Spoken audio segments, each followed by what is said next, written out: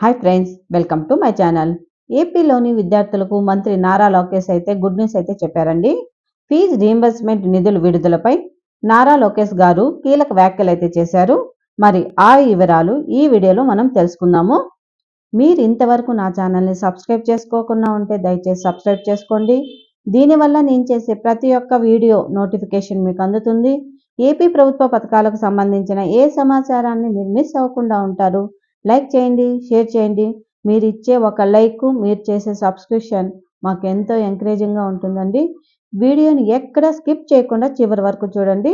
దీనివల్ల important points అయితే miss అవ్వకుండా ఉంటారు. ఇక ఆలస్యం చేయకుండా వీడియోలోకి అయితే వెళ్ళిపోదాం. రాష్ట్రంలోని విద్యార్థులకు ఏపీ విద్యాశాఖ మంత్రి నారా లోకేష్ శుభవార్త అయితే వినిపించారు.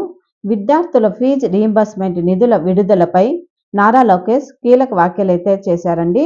సోమవారం ఉండవల్లిలోని నివాసంలో నారా లోకేష్తో ఇంజనీరింగ్ కళాశాలల మేనేజ్మెంట్ అసోసియేషన్స్ ప్రతినిధులు భేటీ అయితే అయ్యారు.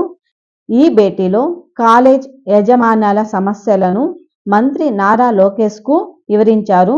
క్యాలెండర్ ప్రకారం రీయింబర్స్మెంట్ నిధులు విడుదల చేయాలని కోరారు. దీంతో ఆర్టీఎఫ్ స్కాలర్షిప్లకు సంబంధించి తొలి విడతలో 788 కోట్ల రూపాయలకు గాను ఇప్పటి వరకు 571 కోట్ల విడుదల చేసినట్లు నారా లోకేష్ గారైతే చెప్పారు.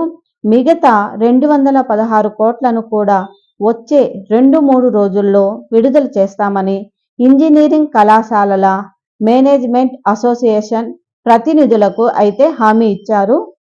అన్ని విద్యా సంస్థలలో గ్రాస్ ఎన్రోల్మెంట్ రేషియో పెరగాలని అన్నారు.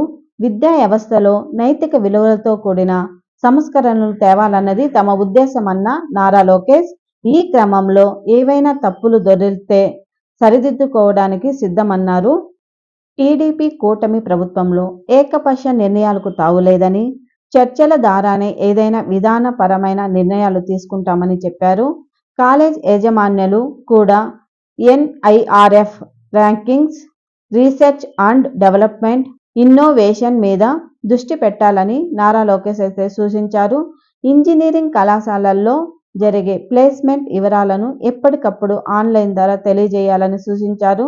విద్యా వ్యవస్థలో అనేక సంస్కరణలు తెస్తామన్న నారా లోకేష్ ఎమ్మెల్సీ ఎన్నికల కోడ్ పూర్తయిన తర్వాత వర్క్ షాప్ నిర్వహించి ఇంజనీరింగ్ విద్యపై అభిప్రాయాలు తెలుసుకుంటామని ఇంజనీరింగ్ కాలేజ్ యాజమాన్యాల ప్రతినిధులకు సూచించారు.